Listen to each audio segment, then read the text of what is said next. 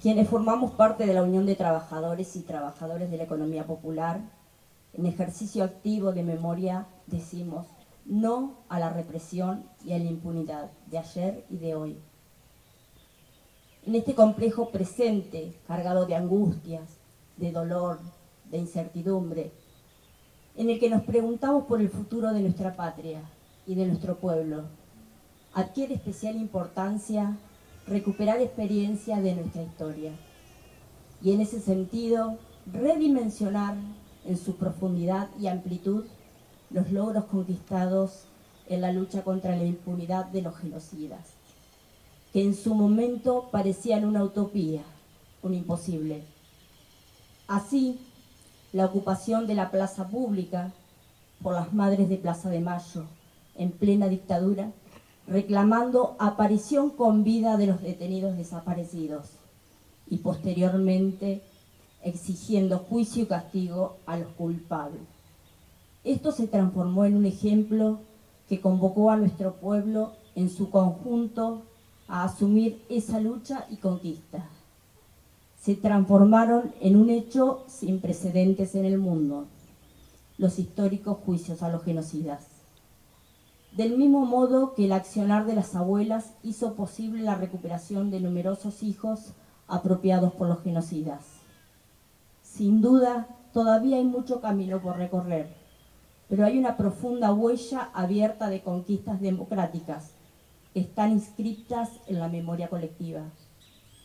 El pasado como el presente están profundamente entrelazados y la construcción de la memoria histórica del campo popular es un tema de absoluta vigencia en el camino de abrir una perspectiva emancipadora hacia el futuro.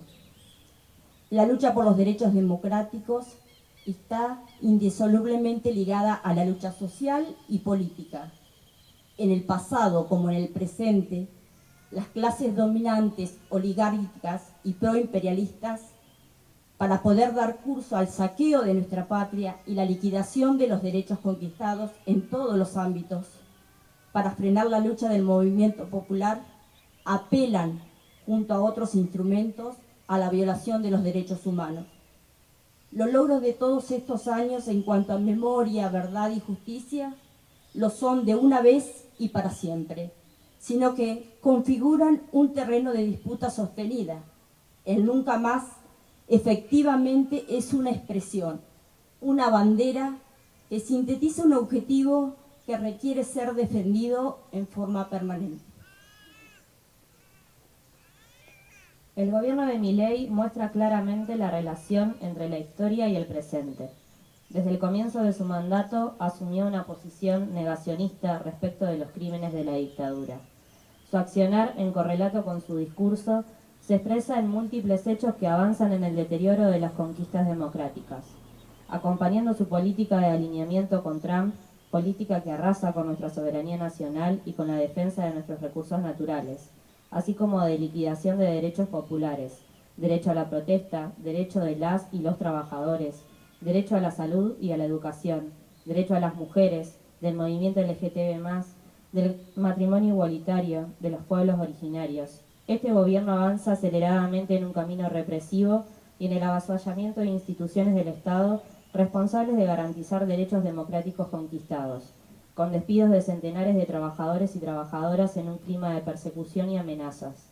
Pero la feroz represión desatada el miércoles 12 de este mes, en ocasión del acompañamiento de hinchas de fútbol y de organizaciones sindicales, sociales, estudiantiles y políticas a la marcha de jubilados, marca un cambio cualitativo en la política represiva. No solo reprimieron ferozmente, sino que los discursos de Milei y de Bullrich defendieron públicamente ese brutal accionar y amenazan con profundizar ese camino represivo.